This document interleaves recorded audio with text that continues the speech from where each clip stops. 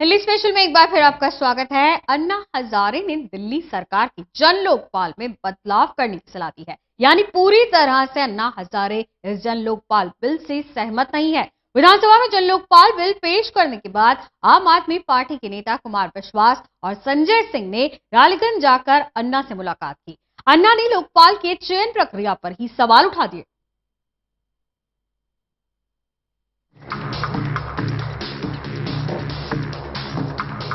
कुमार विश्वास और संजय सिंह दिल्ली से रालेगण अन्ना को दिल्ली सरकार के जन लोकपाल की खासियत बताने गए थे, लेकिन पूरे ड्राफ्ट को पढ़ने के बाद अन्ना को भी दिल्ली सरकार के जन लोकपाल में खामियां नजर आ गई। लोकपाल की नियुक्ति से लेकर उसकी बर्खास्तगी तक पर अन्ना ने सवाल खड़े कर दिए। दिल्ली सरकार उसमें था, मुख्यमंत्री, विरोधी पक्ष नेता, विधानसभा सभापति और उच्च न्यायालय के एक न्यायाधीश और माजी लोकपाल, ऐसे 5 लोगों के नाम थे। लेकिन हम लोग जो कानून बनाया था उसके मुताबिक हमने एक सजेशन दिया है कि ठीक है, ये चुनाव समिति में मुख्यमंत्री, विरोधी पक्ष नेता, विधानसभा सभापति, उच्च न्यायालय के 2 न्यायाधीश होना और जो राजकारण विधायी ऐसे अनुभवी व्यक्ति हो, जो सामाजिक राष्ट्रीय दृष्टिकोण है, ऐसे व्यक्ति उसमें लेना जरूरी है। और रालेगण में अन्ना ने जो सवाल केजरीवाल के दिल्ली दूत के सामने उठाए, वही सवाल दिल्ली में प्रशांत भूषण और योगेंद्र यादव उठा रहे थे। प्रशांत और योगेंद्र के सवालों को तो दिल्ली सरकार ने एक साजिश करार दे दिया, लेकिन अन्ना के सवालों को नजरअंदाज करना आसान नहीं होगा, क्योंकि अगर जन लोकपाल पर अन्ना की तरफ से बेहतर होने का सर्टिफिकेट मिल जाता तो ये एक बड़ी जीत होती केजरीवाल के लिए। लेकिन अन्ना से मंजूरी लेने का दांव उल्टा पड़ गया। लोकपाल को निकालने की प्रक्रिया कैसी हो, तो अभी जो कानून बना रहे हैं उसमें था कि इंक्वायरी के बाद महाभियोग चलाएंगे और विधानसभा के 2/3 मतदानों से लोकपाल को हटाएंगे। तो हम उनको सजेशन दिया है कि महाभियोग जो चलाना है, 2/3 मतदान से आप जो निर्णय लेना है, ये सैंपल चौकसी नहीं, ये ऐसे सैंपल चौकसी नहीं, उच्च न्यायालय के तरफ से उनकी जांच हो, उच्च न्यायालय, और वो जांच करेगा, अपना अहवाल पेश करेगा और उसके बाद फिर आप विधानसभा में 2/3 मतदान से एक्शन ले सकते हैं। अन्ना और केजरीवाल के रास्ते तभी अलग हो गए थे जब केजरीवाल ने राजनीतिक पार्टी बनाने का फैसला किया था। एक लंबे अंतराल के बाद रालेगण में ये मुलाकात हुई। जिस तरह से जन लोकपाल का विरोध हुआ और मुलाकात की जिस तरह से जल्दबाजी दिखाई गई आम आदमी पार्टी की तरफ से, उस पर सवाल भी उठने शुरू हुए। लोगों के रास्ते अलग हो गए, तो आखिर उनसे मुलाकात की, और खासकर तब जब जन लोकपाल को लेकर के मामला गरमाया हुआ है। रास्ते अलग हैं, लेकिन कहीं ना कहीं मकसद तो एक। जिस हालात में दिल्ली जन लोकपाल बिल पेश हुआ और जिस तरह से उसका विरोध हुआ, उससे जनता के बीच ये संदेश भी गया कि सरकार का जन लोकपाल बेहद कमजोर है। सवाल ये उठ रहे हैं कि क्या जनता की सोच को अपने पक्ष में मोड़ने के लिए ही कुमार विश्वास और संजय सिंह रालेगण पहुंचे थे। अन्ना ने अपनी तरफ से जन लोकपाल में बदलाव की सिफारिश कर दी। अब सरकार के सामने मुश्किल ये है कि जिस जन लोकपाल को विधानसभा में पेश किया गया है, उसमें खुद सरकार ही दोबारा संशोधन करेगी। Delhi desk, total news.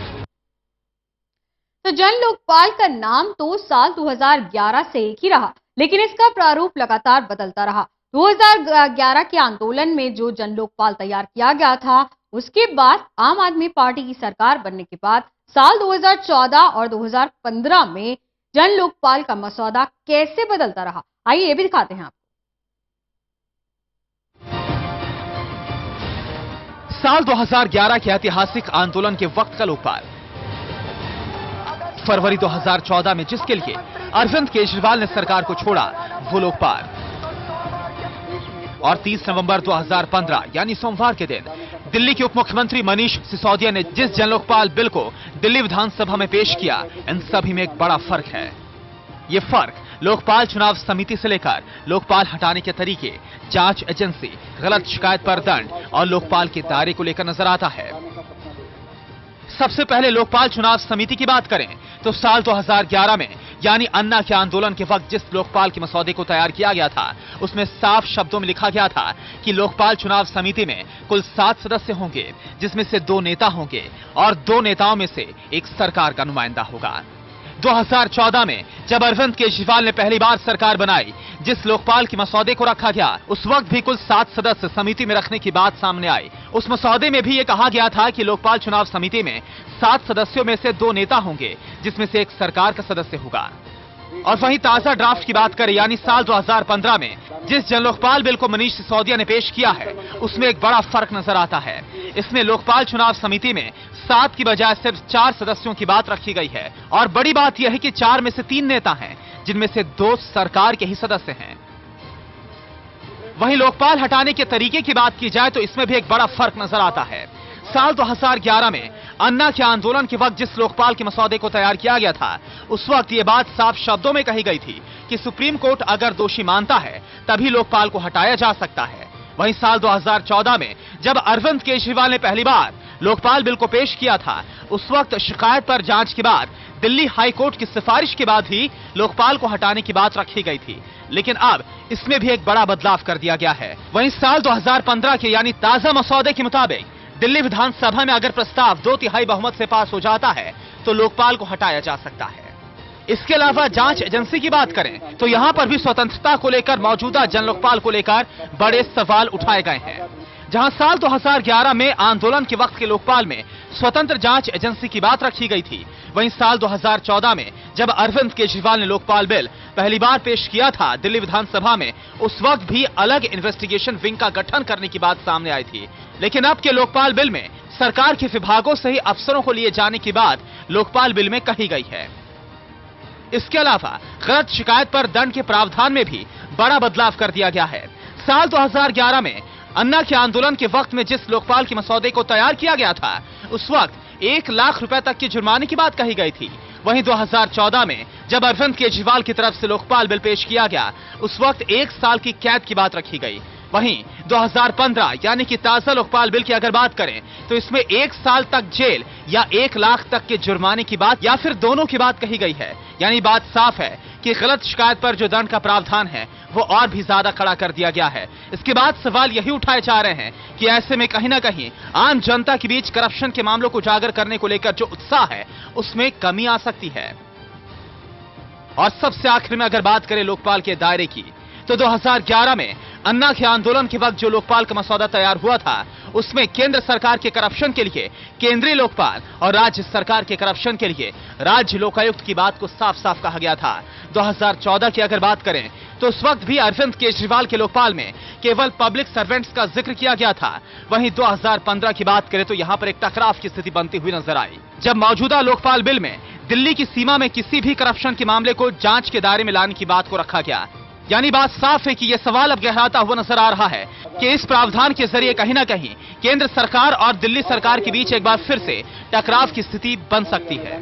Delhi सरकार की तरफ से जन लोकपाल बिल को दिल्ली विधानसभा में पेश तो कर दिया गया है, लेकिन इसको लेकर विरोध थमने का नाम नहीं ले रहा है। बात साफ है कि दिल्ली सरकार के मौजूदा जन लोकपाल बिल को लेकर जहां एक तरफ लगातार विरोध बढ़ता हुआ नजर आ रहा है, वहीं सरकार की यह कोशिश होगी कि इसी मौजूदा सत्र में इस बिल को पास करा दिया जाए। जाहिर सी बात है कि सरकार के पास आंकड़ों की कमी नहीं है, लेकिन सरकार की मंशा को लेकर सवाल जरूर उठते हुए नजर आ रहे हैं।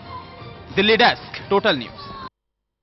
तो सवाल कई किए जा रहे हैं और जवाब देना है केजरीवाल सरकार को। वैसे केजरीवाल सरकार में मंत्री गोपाल राय के मुताबिक अन्ना हजारे के सुझावों को सरकार बिल में शामिल करने की कोशिश करेगी। जन लोकपाल बिल पर केजरीवाल सरकार लगातार घिरती जा रही है। सवाल उठाए हैं अन्ना हजारे ने, जिसे कम से कम केजरीवाल सरकार दरकिनार नहीं कर सकती। गोपाल राय वरिष्ठ मंत्री हमारे साथ मौजूद हैं केजरीवाल सरकार के। सर, जो उन्होंने सुझाव दिए हैं, ऐसा नहीं था कि टेबल करने से पहले आप सुझाव लेने चले जाते? नहीं, पहली बात यह है कि कोई भी प्रपोजल सदन के अंदर आता है, सदन के अंदर की मर्यादा है, उसको टेबल होने के बाद सारे लोगों के सुझाव ओपन है और सभी लोगों से सुझाव ले रहे हैं हम लोग। और जिन लोगों के सुझाव आते हैं उस सुझावों को लेकर के चर्चा करेंगे, सदन पूरा चर्चा करेगा, चुने हुए सारे प्रतिनिधि चर्चा करेंगे और उसके बाद उस बिल को पास किया जाएगा। लेकिन अन्ना जी ने जिस तरह के सवाल उठाए हैं उनके सिलेक्शन को और उनके रिमूवल को लेकर, लगता नहीं है कि यही वो सजेशन थे जो प्रशांत भूषण और योगेंद्र यादव भी उठा रहे थे? अब जब इतना बवाल हो गया, लगा कि सरकार वाकई घिरती हुई नजर आ रही है, तब आप अन्ना जी का सहारा ले रहे हैं? पहली बात तो यह है कि अन्ना जी ने कोई सवाल नहीं उठाए हैं और उस बिल में किसी सवाल की गुंजाइश नहीं है। रही बात सुझाव की हर समय गुंजाइश रहती है और किसी का भी सुझाव आता है वो हमारे लिए महत्वपूर्ण है। अगर प्रशांत भूषण जी का भी कोई सुझाव आता है उस पर भी हम विचार करेंगे, अगर किसी और का भी सुझाव आ रहा है उस पर भी गौर करेंगे। उनका जब सुझाव आता है तब आप कहते हैं कि वो बीजेपी के साथ मिले हुए हैं, पार्टी? पहली बात, सुझाव देना और किसी चीज को लोगों को दिग्भ्रमित करना, दोनों में फर्क होता है। सुझाव एक कंस्ट्रक्टिव होता है, ये सारी चीजें हैं, इसमें अगर ये चीज हो तो बेहतर हो। अल्टीमेटली सदन को उस पर विचार करना है और उस सदन को विचार करके 2 दिन बहस चलेगी, चर्चा होगी, सारे पहलुओं पर चर्चा होगी और उसके बाद निर्णय लिया जाएगा। लेकिन विरोध के लिए केवल विरोध करना और सुझाव में बहुत फर्क होता है। अन्ना जी ने आज सुझाव दिया है और उस सुझाव को हम गंभीरता से उस पर विचार करेंगे, सदन के सामने जो चर्चा होगी उस पर विचार करेंगे और उसके बाद निर्णय लेंगे। तो ये थे गोपाल राय। सरकार का साफ तौर पर मत है कि जन लोकपाल बिल में कुछ जरूरी अमेंडमेंट किए जाएंगे।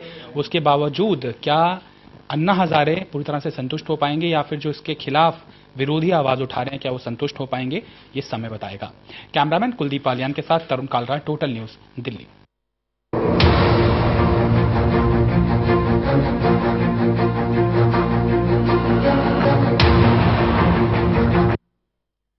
चलिए बढ़ते हैं अगली खबर की तरफ। कुछ चौंकाने वाली तस्वीरें आपको दिखाते हैं। दरअसल दिल्ली के वेलकम इलाके में एक महिला का शव एक बैग में बंद मिला।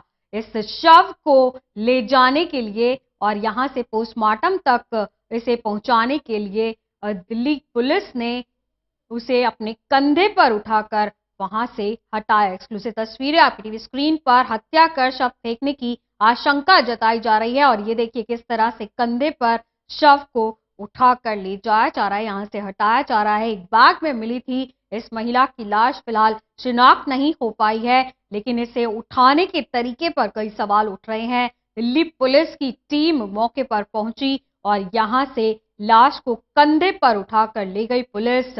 ये कंधे पर लाश वही है जो बैग में इस महिला की मिली है। 20 से 25 साल इस महिला की उम्र बताई जा रही है और इसे यहां से हटाने के लिए कंधे पर इस महिला की लाश को दिल्ली पुलिस की टीम ने यहां से हटाया। चलिए रुकते हैं एक छोटे से ब्रेक के लिए। खबरों का सफर लगातार टोटल न्यूज पर जारी है।